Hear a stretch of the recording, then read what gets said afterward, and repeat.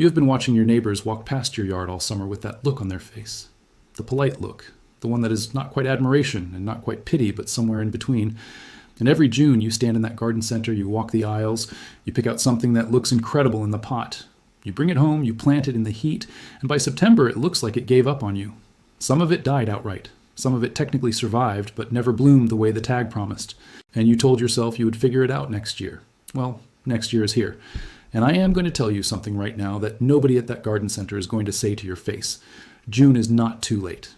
In fact, for the 9 plants I'm going to walk you through today, June is one of the best possible planting windows of the entire year. Not a compromise, not a second choice. The right time. Because these are plants that establish their root systems through summer heat, go dormant through winter with those roots locked in deep, and come back the following spring with a vigor and a flower production that a spring-planted version of the same plant simply cannot match in year 1. Every single plant on this list is a true perennial, not a tender perennial, not an annual dressed up in marketing language, a genuine perennial that will return to your yard every single year without you lifting a finger to replant it. Some of them will still be blooming in your yard when your grandchildren are old enough to ask you what they are. I have been gardening for over 25 years. I have planted thousands of perennials across dozens of different soil types and climate zones. And what I am sharing today is not catalog copy. It is what actually performs, what actually returns, and what actually keeps getting better every year instead of slowly disappointing you. Now, before we go any further, I need you to stay with me all the way through to number 7 on this list. What I have to share about that specific plant and the single mistake that is silently destroying it in gardens all across America every single summer is something you will not find on any plant tag, any garden center handout, or any sponsored article written by someone trying to sell you something. We are going to get there.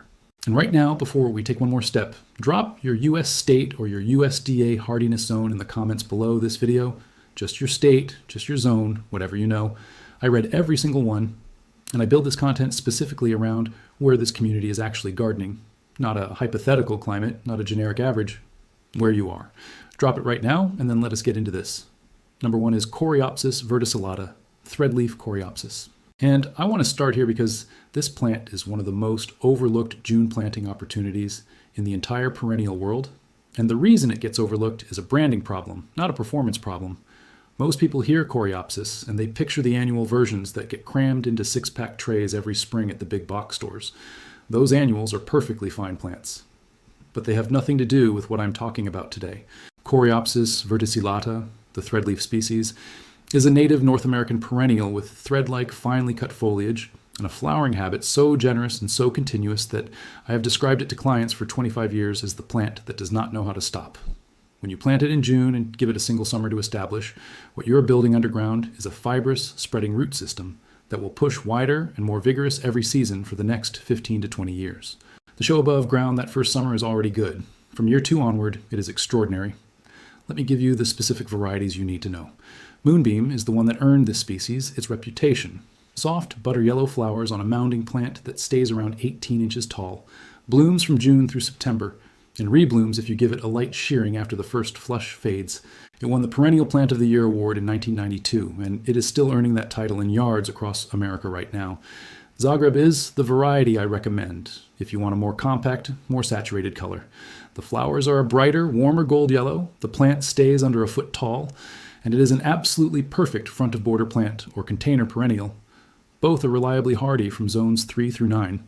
Now, here is the care instruction that trips people up every single time. Coreopsis verticillata wants lean soil. Not just tolerates lean soil, wants it.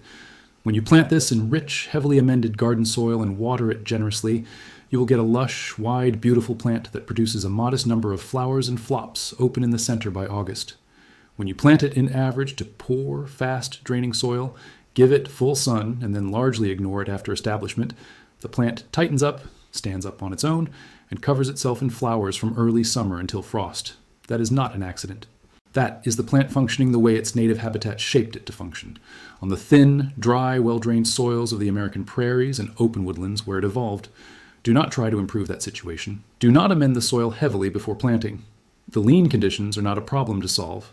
They are the conditions this plant was designed for, and when you give them to it, the results will surprise you every single time. Number 2 is Gaillardia grandiflora, blanket flower.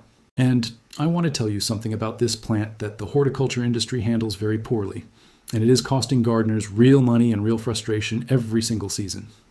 Gaillardia is marketed aggressively, it photographs beautifully, it jumps off a nursery shelf with those saturated red and yellow bicolor blooms, and it gets sold to gardeners in every zone and every soil type without anyone explaining the one condition that determines whether it lives or dies. That condition is drainage, not water, not fertilizer, not sun, though it needs full sun. Drainage. Gaillardia originates in the dry, rocky, fast-draining soils of the American West and Southwest. The single most common way it dies in home gardens is not drought, not winter cold, not even disease. It is sitting in soil that holds moisture through fall and winter around the crown. The crown rots. The plant does not return in spring. The gardener concludes that Gaillardia is short-lived, and they go back to the garden center for a replacement. The plant was not short-lived. It drowned. When you plant it in June into well-drained soil and give it one summer to push its roots deep and wide before winter, you are building exactly the kind of root system that carries this plant through a harsh February and back into bloom by June. The varieties I want you to know are Goblin, which is a dwarf selection at 12 inches tall with large red and yellow flowers on strong stems, and it is one of the most reliable reseeders in the genus, meaning you will have more plants every year, not fewer. Arizona Sun is a slightly more compact plant with flowers that open a flatter, fuller face, and it reblooms aggressively if you deadhead it consistently through summer.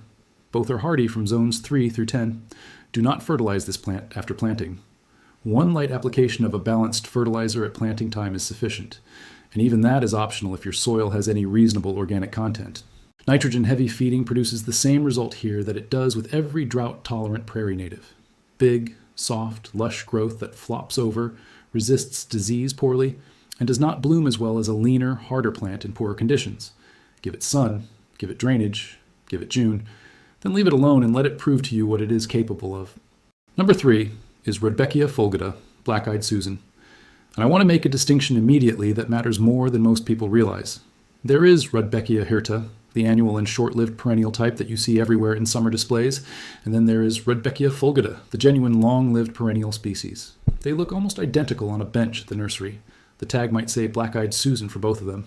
But their behavior in your yard over a 3 to 5 year period is completely different. And if you have ever planted black-eyed Susans and had them fail to return reliably, there is a high probability you were growing hirta when you needed fulgida. Rudbeckia fulgida goldsturm is the cultivar I recommend without reservation. It has been in American gardens since the 1950s. It is compact at 18 to 24 inches. The flowers are perfectly formed with horizontal golden petals and dark chocolate brown centers, and it blooms from July through October without stopping. The stems do not flop. The plant does not spread aggressively, though it will spread gently over time by both rhizome and self-seeding, filling in a section of the garden in a way that looks intentional and beautiful rather than weedy. June planting gives goldsturm exactly what it needs. The soil is warm, which means root establishment happens quickly. The plant has the entire second half of summer to anchor itself before its first bloom cycle, and by the following June it will be a fully established clump that needs nothing from you and it gives you everything in return. Hardy in zones 3 through 9. Full sun to very light partial shade, average to lean soil with reasonable drainage. Here is the one care technique that separates good results from spectacular results with this plant. Leave the seed heads standing through winter. Every single one. Do not cut them down in fall. Do not tidy the bed in November. Those dark, round seed heads on their dried stems are a food source for goldfinches, chickadees, and house finches from October through February. They are also genuinely beautiful in a frosted garden, and the seeds that fall will germinate in spring, giving you free new plants perfectly adapted to your exact soil and climate conditions. That is not a bonus. That is compounding value from a single June planting that costs you nothing and gives you more of what you already love every single year. Before we go any further, I want to say something directly. If you have made it this far into this video and you have not hit the subscribe button yet, I want you to think about something honestly. How much money did you spend at the garden center last spring? And the spring before that? Add up the annuals that lasted one season, the perennials that came back weak or not at all, the bags of fertilizer and the bottles of spray that worked for a few weeks and then stopped working. For most American homeowners who garden with any regularity, that number over 3 years is somewhere between $500 and $1,500. And a significant portion of it went to replace things that failed. That is not gardening. That is a subscription service you never consciously signed up for. This channel exists to end that cycle. Every video I put out is built around giving you the specific, honest, practical information that makes you need to spend less and replace less, and the garden industry has absolutely no financial incentive to give you that information, because your failures are their sales. Hit subscribe right now. It is free. It is here every single week. And then let us keep going because we are not even halfway through this list yet. Number 4 is Nepeta exfocinae, catmint. And I want to start by separating this plant completely from catnip, Nepeta cataria, which is the species your cat will roll in and destroy. Nepeta exfocinae, the ornamental catmint, is a completely different garden plant. Your cat may show mild interest in it. Your garden will show extraordinary interest in it, and so will your bees. I have never put a plant in a garden that generates the kind of pollinator traffic that a mature catmint clump does in full bloom. The bees find it before the flowers are fully open. By peak bloom, a large clump is humming audibly. That sound is not an exaggeration. It is the sound of dozens of bumblebees working through lavender blue flower spikes at the same time, and there is genuinely nothing else like it in the perennial garden. Walker's Low is the variety I want you to write down. The name is mildly misleading because it is not actually low-growing. It mounds to about 18 to 24 inches, spreads to about 3 feet, and produces a continuous wave of lavender blue flower spikes from May or June through early summer. After that first flush fades, you cut the entire plant back by half with your hedge shears, a job that takes about 4 minutes, and within 3 to 4 weeks, it is back in full bloom again for a second wave that pushes well into September. 2 major bloom periods from one simple midsummer haircut. That is exceptional value for essentially no effort. Six Hills Giant is the larger selection, pushing 3 feet tall and 4 feet wide in good conditions, with slightly larger flower spikes and a stronger visual presence in bigger beds or borders. Both are hardy from zones 3 through 8. Both want full sun to very light partial shade and well-drained soil. Here's the care instruction that is going to seem counterintuitive. Once catmint is established, which happens quickly in June because the soil is warm and the plant pushes roots fast in summer heat, stop watering it. Not reduce watering, stop. Catmint is a Mediterranean native adapted to dry summers and poor, rocky, fast-draining soils. When you keep it consistently moist in a rich, irrigated garden bed, you get a plant that sprawls, opens up at the center, resists disease poorly, and requires staking. When you let it find its own drought stress after establishment, you get a compact, fragrant, structurally perfect mound that stands up on its own and covers itself in bloom twice a season without anyone doing a single thing to it. The lean, dry condition is the feature, not the compromise. Number 5 is Achillea millefolium, yarrow. And I want to spend a moment on this plant's history before I tell you what it does in your garden, because understanding where it comes from explains exactly why it behaves the way it does. Yarrow has been growing on roadsides, dry slopes, gravel banks, and thin-soiled meadows across the northern hemisphere for thousands of years. It has never needed irrigation. It has never needed fertilizer. It has never needed anyone. It developed deep, spreading, drought-adapted roots on its own over thousands of years of dry summers and hard winters, and those roots are exactly what you're buying when you plant a division or a pot of yarrow in June. By October of the planting year, those roots will be 3 feet deep and spreading. By the following June, the plant will be a fully established, self-sufficient clump that blooms from June through August, sometimes longer, attracts every beneficial insect in your county, and asks you for absolutely nothing in return. The variety category I want you to focus on is the Achillea millefolium cultivars, not the straight species, which can be aggressive in some soils, but the named hybrids that give you better color and slightly better behavior. Paprika is one of the best, deep red flowers that fade gracefully to soft pink, giving you a two-tone effect on the same flat flower head. Moonshine is the classic choice if you want clear yellow with silver gray ferny foliage that is attractive all season, even when the plant is not in bloom. Saucy Seduction is a newer selection with rich, saturated cherry red flowers that hold their color better than older red selections as temperatures rise. All are hardy from zones 3 through 9. Here's what I need you to understand about yarrow and soil. Do not amend the planting hole before you put yarrow in the ground. Do not add compost. Do not add fertilizer. Do not improve the drainage unless the spot actively stands in water after rain.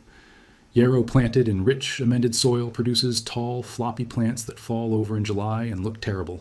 Yarrow planted in average to poor soil with reasonable drainage stays compact, stands upright, and produces the flat, horizontal flower heads in the greatest abundance. The correlation between soil poverty and performance is direct and consistent. I've never seen a well-fertilized yarrow that looked better than a neglected one in leaner conditions. That is not anecdote. That is 25 years of watching what this plant does when you treat it right by leaving it alone. Number 6 is Penstemon digitalis, beard tongue. And this plant earns a place on this list because it solves a problem that fewer plants than you would think can genuinely solve. The problem is early summer bloom and average to difficult native soil without irrigation. Most of the plants we talk about in this video bloom from July onward. Penstemon digitalis blooms from late May through July, bridging the gap between the spring bulb season and the midsummer perennial peak, and it does it in conditions that would stress most of the plants around it. full sun to part shade. Average to dry soil. No irrigation required after establishment. Native to the eastern United States, which means it is perfectly adapted to the heat, humidity, and summer storms of most of the country east of the Rockies.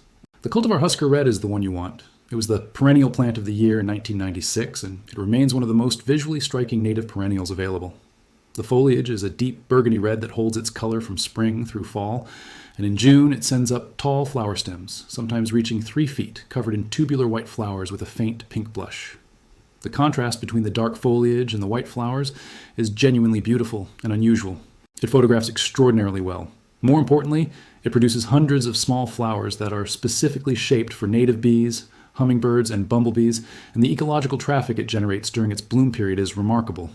June planting is ideal for Penstemon digitalis. The warm soil allows rapid root establishment before the plant puts energy into its first full bloom cycle the following spring. Hardy in zones 2 through 8. Here is the care truth that most people miss. Do not cut this plant back in fall. The dried seed heads are architecturally interesting through winter, and the seeds feed small birds. More importantly, leaving the foliage provides crown protection through hard freezes. Wait until early spring, when you can see the new growth beginning to emerge from the base, and then clean out the old material carefully. That late winter cleanup, done right, takes 10 minutes, and is the complete extent of your annual maintenance commitment to this plant. We are at number 7, and I told you at the beginning of this video that I had something specific to say about this plant that nobody at your local garden center is going to volunteer. So let me make good on that now. Number 7 is Veronica spicata, Spike Speedwell. And the thing that is silently killing it in gardens all across America is something that is done out of generosity, out of care, out of genuinely good intentions. People are watering it to death. Here is what you need to understand about Veronica spicata before you ever put it in the ground. This plant is native to the dry, rocky, thin-soiled grasslands of Central Europe and Western Asia. It has been growing in conditions of minimal rainfall, poor fertility, and sharp drainage for thousands of years. Every adaptation it has developed over that time is an adaptation to scarcity. When you plant it in June in a garden bed that you water regularly, in soil you have generously amended with compost and fertilizer, in a spot that gets morning shade and consistent irrigation, you are creating conditions that are almost perfectly opposite to everything this plant evolved for. And what happens is predictable. The stems get tall and weak and fall over by July. The plant opens up at the center. Fungal disease finds purchase in the dense, damp foliage. By August, it looks like it is failing. And the gardener, seeing a struggling plant, does the completely logical thing. They water it more. They add fertilizer. They try to help. And the plant gets worse. That is not the plant failing. That is the plant being loved to death. Here is the correct technique. Plant Veronica spicata in full sun. Not part sun, full sun. Give it average to lean, fast-draining soil. If your soil is heavy clay, add perlite or coarse grit to the planting area. Water it consistently for the first 6 to 8 weeks after planting in June, just enough to establish the roots. After that, step away. Rainfall in most parts of the country is sufficient. Do not add fertilizer after planting. A half-strength application of balanced fertilizer at planting time is all it will ever need. When you treat it this way, the stems stay compact and upright. The plant builds a dense, self-supporting structure. And then it produces those extraordinary spikes of vivid blue, purple, or rose flowers that stand up straight and do not move in wind, blooming from June through August in a color saturation that is almost unreal for a perennial that asks so little. The named varieties I want you to look for are Royal Candles, which is a deep violet blue selection that is consistently the best performing variety in trials across multiple climate zones. Goodness Grows, which stays compact at 12 inches and reblooms freely if you cut the spent spikes off promptly, and Red Fox, which gives you warm rose-pink spikes on a tidy 14-inch plant. All are reliably hardy from zones 3 through 8. One more thing. After the first bloom flush fades, cut the spent spikes off at the base, not down to a leaf node, all the way to the base.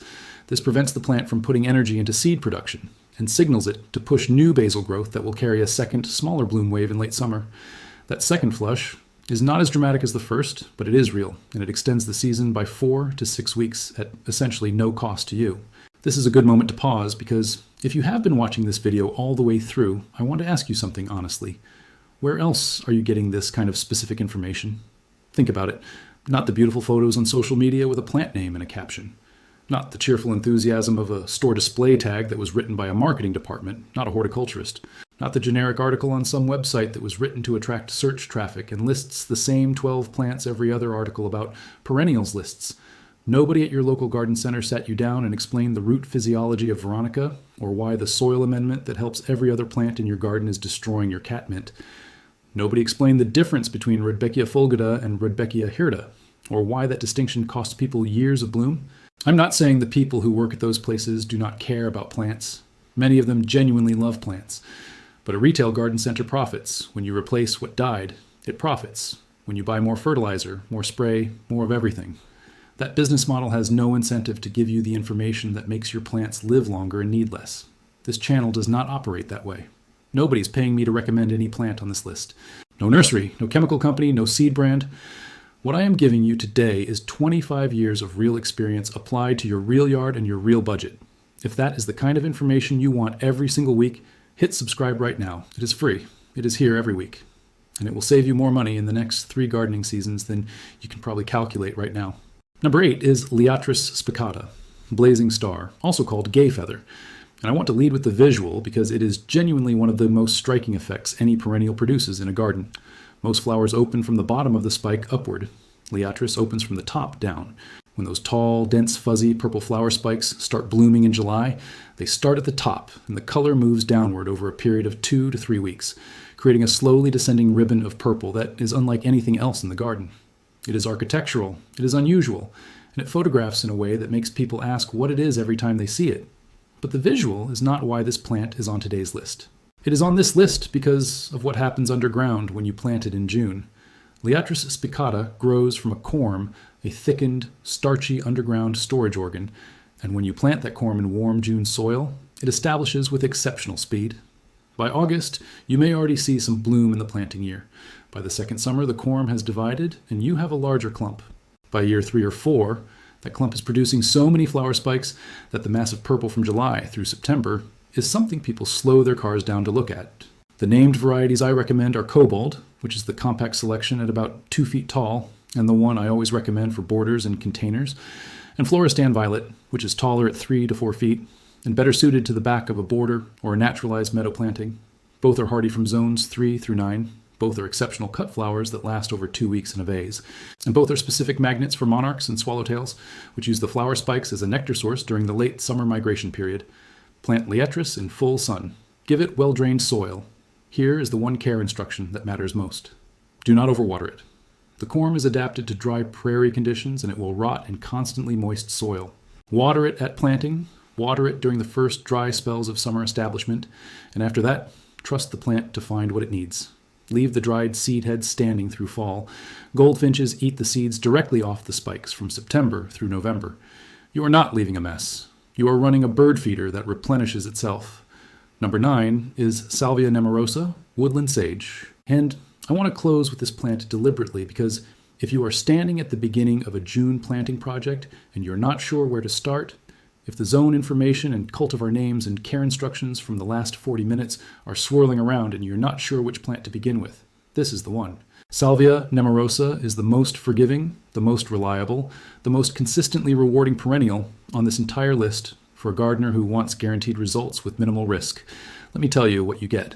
Dense, upright flower spikes in deep violet blue, rich purple, or clear pink, depending on the variety, from late May or June through August. Reblooming, real reblooming. Not a few stray flowers, but a full second flush after you cut the spent spikes back in midsummer. Foliage that is attractive, aromatic, and completely deer-resistant all season. Hardy from zones 4 through 9. Drought tolerance that is genuine and not exaggerated. And a compact, self-supporting structure that never needs staking, never flops, never opens up at the center, and embarrasses you in front of your neighbors. The varieties you need to know are Caradonna, which has nearly black stems that make the violet-blue flowers look more saturated and dramatic than any other salvia selection I have ever grown. Maynight, which won the Perennial Plant of the Year in 1997 with its deep indigo-purple spikes, and has been earning that recognition in gardens across America ever since. And Marcus, a compact dwarf selection at 10 to 12 inches that is perfect for the front of a border or a large container. All 3 are zone 4 through 9 performers. All 3 rebloom reliably if you cut the spent spikes back promptly. And all 3 are plants that I have recommended to frustrated, discouraged gardeners who had tried and failed with other perennials, watched them succeed without incident, and then watched those same gardeners come back the following year asking what else they should plant. That is what a genuinely good perennial does. It restores your confidence. It reminds you that gardening is not supposed to be a cycle of spending money and watching things fail. It is supposed to be something that gets easier and more beautiful with every single year that passes. Let me step back from the plant list for a moment and give you something that applies to everything we have talked about today. Because there is one concept that determines whether June planting works for you or disappoints you, and most gardening advice skips it entirely. That concept is thermal establishment. When you plant a perennial in June, you're putting it into warm soil, not just air warm, ground warm. And warm soil does something that cool spring soil cannot do with the same speed.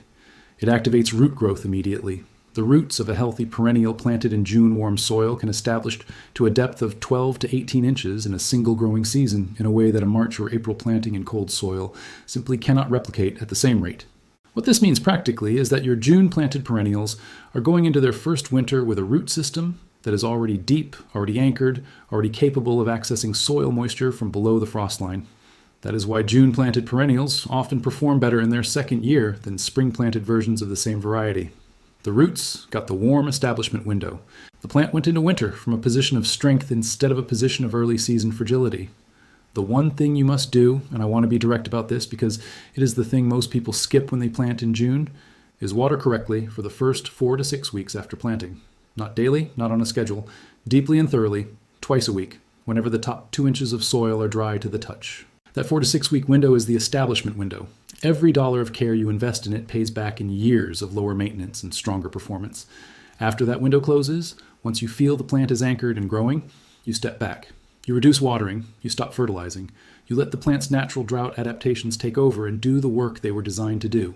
That transition from attentive establishment to strategic neglect is the most important skill in perennial gardening, and the gardeners who master it are the ones whose yards look extraordinary for decades, while their neighbors keep starting over every spring. One more practical technique before we close, and this one will save you real money immediately. Mulch. 2 to 3 inches of shredded bark or wood chip mulch applied over the root zone of your newly planted June perennials, laid from about 2 inches away from the crown outward to the drip line, does 3 things simultaneously that would otherwise require time, money, and labor from you. It holds soil moisture during the establishment window, reducing how often you need to water in half. It suppresses the weed seeds that are already sitting in your soil waiting for a bare soil opportunity to germinate. And it moderates soil temperature through July and August, keeping the root zone cooler and more stable than bare soil, which is critical for plants that are still building their root systems in summer heat. Apply it once in late June or early July after planting. Refresh it lightly every other year. That is the complete extent of the mulching work this technique requires, and the return in saved watering time and saved weeding time over a single season will pay for the cost of the mulch several times over. Do not apply it against the crown of the plant. An inch of clearance between the mulch and the base of the stem prevents the moisture retention that invites crown rot. Lay it over the soil around the plant, not on the plant, and then leave it alone. That is it. That is the full technique. Let me close this video the way I try to close every video on this channel, with complete honesty about something that matters. If you are in your 50s, your 60s, or beyond, and I know from this community that a significant number of you are, you have spent enough summers on your knees replacing things that should have come back. You have spent enough April weekends driving to the garden center, enough May evenings planting in beds that looked great for 6 weeks and then slowly disappointed you, enough July mornings standing with a hose wondering what went wrong with something that cost you real money and real effort. You have earned a different kind of garden. Not a smaller garden, not a simpler garden in the sense of less beauty, a smarter garden. One where the plants you put in the ground in June are still blooming in the same spot in 10 years, getting bigger and more impressive every season, requiring less from you, and giving you more in return every single year that passes. That is not a fantasy. That is exactly what every plant on today's list will give you when you plant it correctly, let it establish, and then step back and trust it to do what it was shaped by thousands of years of nature to do.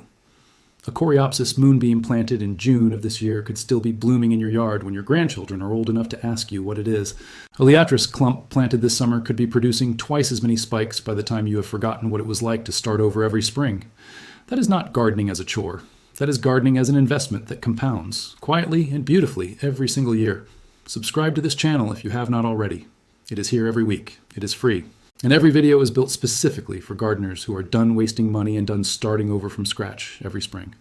More flowers, more value, less work, less expense. That is what this channel is about. And right now, in the comments, I want 2 things from you. First, your US state or your USDA hardiness zone. Drop it right now. It helps me build content that speaks directly to your conditions, and it helps every other gardener watching this video find someone in their same climate. Second, tell me which plant on today's list you're putting in the ground first. Are you starting with Caradonna salvia because you need something you can trust completely? Are you trying Liatris because you want to watch the monarchs come in August? Are you finally giving Veronica spicata the lean soil and the full sun it has always needed and never been given? Tell me in the comments. I read every single one, and I will see you in the next one.